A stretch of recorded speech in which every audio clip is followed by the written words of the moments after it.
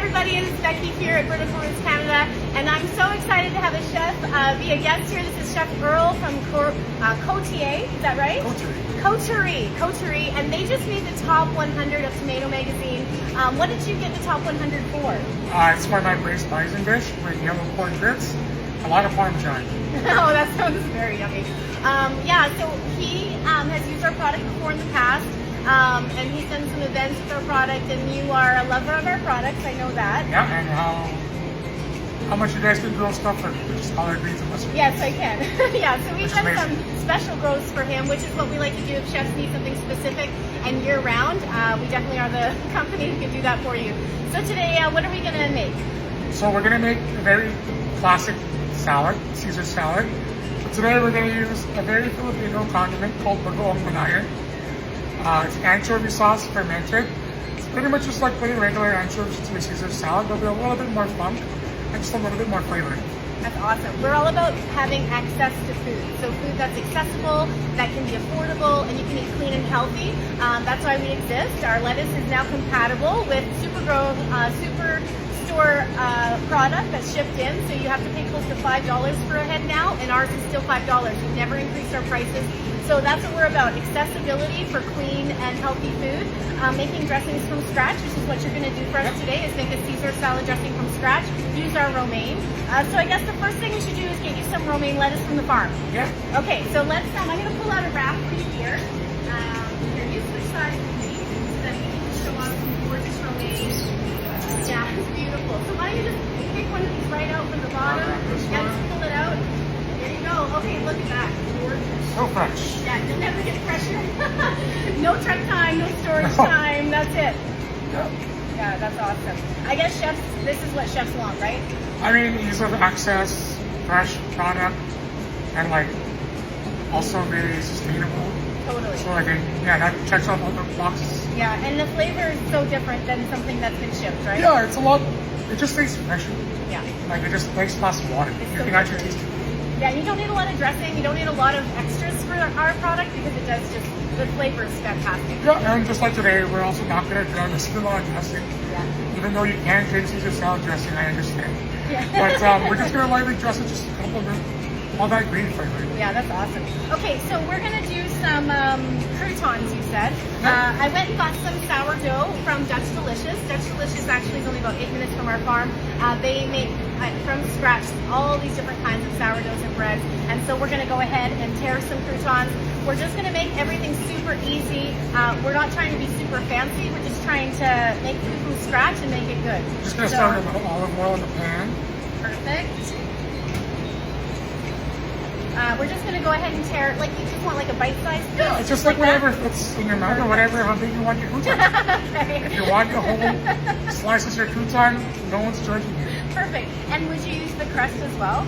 Honestly, I would. The crust gives you a little bit more of a different texture than the meat, essentially. And yeah. So we'll just go ahead and do this. All right, so while I'm making croutons, he's going to go ahead and start the dressing. So for time, Yeah. I made the mayo back at Coterie. Nice. So this is just a simple mayo, eggs, vinegar, oil, emulsified together. I've added a little bit of garlic just to kind of, because I like garlic. And also because garlic is a very prevalent flavor in Caesar dressing. Yeah. So we're just gonna add that. And then if you want to do this from scratch, like before making the mayo, just add the eggs and bagoong to the mix, whisk that with your lemon juice, and then emulsify that, and then pretty much you get the same product, just in one step instead of 2 steps.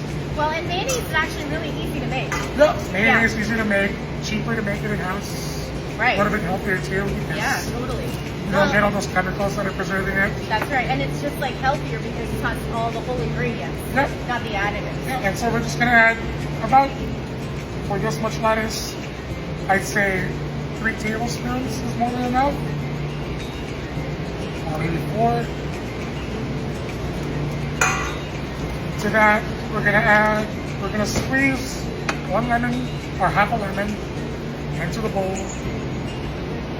lemon garlic, classic. Lemon, garlic, cheese. What else do you want? Yeah, exactly. Totally. To that, we're gonna add a zest of one lemon. We're adding zest and juice because the goong malayan or the anchovy fish sauce a little bit funkier. It's got a little bit more salt to it too. So adding lemon zest and juice just brightens it up a little bit. It has a very strong flavor. Yeah. A lot of people don't like anchovies, right? Like it's not going to be their first pick. No. Is anchovies. I use capers in my Caesar salad just because anchovies I just find like, oh, I got scared of anchovies, so I didn't use it. But I like what you're doing here with the lemon because it'll totally counter that strong flavor. Yeah, and it's also very customizable. So if you want capers to go with the fish sauce, you can. If you want olives, it's a little weird, but you can. Actually, I ran out of capers one day, and I thought, what's a salty element? And I thought, I have green olives in my fridge, so I used them. And it wasn't like my favorite, but it totally works. Yeah, honestly, it's to your flavor, right? And at the end of the day, you're the one eating this, so That's right. if you want to add stuff, yeah, That's just right. we have one rule: don't skip at the farm. So we add about 1 tablespoon of guacamole. You don't need any more than that. It's as strong as like fish sauce, like the liquid form. So if you add too much, that's all you're gonna taste. Yeah, so like we haven't added very much there at all. Like a very little bit. Yeah. Yeah. It's like a tablespoon to 4. Changes, the color is gonna change a little bit, as you can see. Oh, nice. And to that, we're gonna add just like a teaspoon of mustard. That's a Dijon? That's a Dijon mustard. Yeah, it works. So we're just gonna take a very small amount, just like a teaspoon. That's just gonna again add a little bit more brightness to the macaroni, and I think that's good. Nice. To this And then the main ingredient. Cheese. Parmesan. Like I said, it's very simple. You can make the mayo by yourself. You can buy store-bought mayo, it's fine. Yeah, like if someone bought store-bought mayo, this is like a 3-ingredient add-on. Yeah, And yeah. just bring it up a level, right? I love that. Yeah, I find like the Caesar salad dressings at the store, they have so much extra stuff in there. So like all the additives to keep it on the shelf life. When you use these 3 extra products, some lemon mustard, the anchovy and cheese, and you have a beautiful Caesar dressing that's like been changed from a store-bought. Yeah, pretty much. And honestly, you know what I would put in there, so you're not like what's in there. So to our 4 tablespoons of mayonnaise, a teaspoon of mustard, and a tablespoon of goong, we're gonna add about half a cup of Parmesan to it. Of course you are. You can add a cup, no one's gonna judge you still. Yeah, as much as you want, and then you can put more on top of the of the salad. Yeah. So we're just gonna mix that until it's a thick paste, kind of like this. You can see yeah. there's viscosity to it. And so to that, we're just gonna tear off the leaves because. Well, we can do this, like, you just want to make this easy, and you don't have to have all, like, a whole chef's kitchen to cook. Like, you literally can just have, like, a stovetop bowl of whisk, get some ingredients, and you're cooking, high-end food that tastes amazing. And also, you're trying an ingredient that not a lot of people, I would say, that much have tried. Right. And it's not that exotic. It's not that scary. It's just anchovy sauce fermented.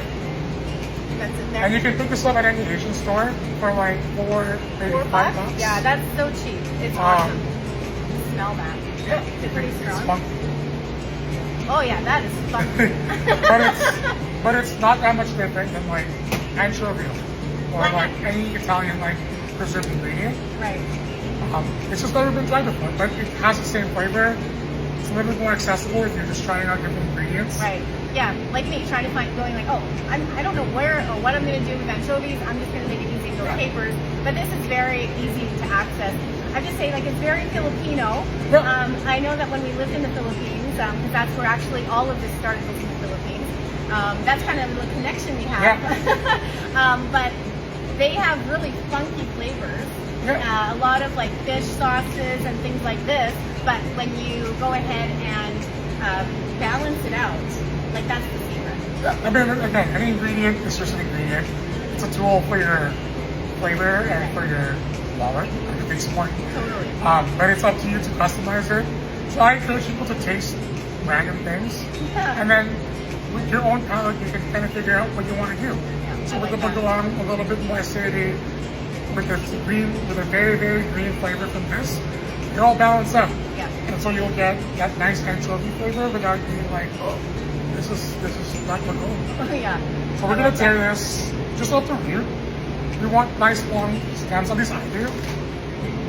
You can cut this if you want smaller, but I like a lot of lettuce.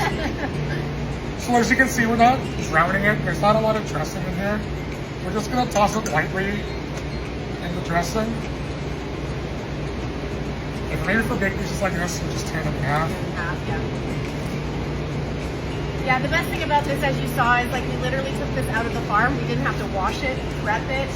That's the other thing I find just on the chef's, comment is when you don't have to prep product, you don't have to wash it, you have zero waste on the product. It makes a big difference in your bottom line. Oh yeah. Yeah. And like, it's better for the environment too, right? Yep.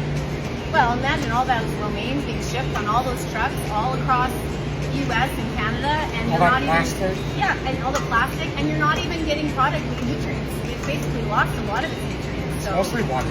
yes, that was delicious.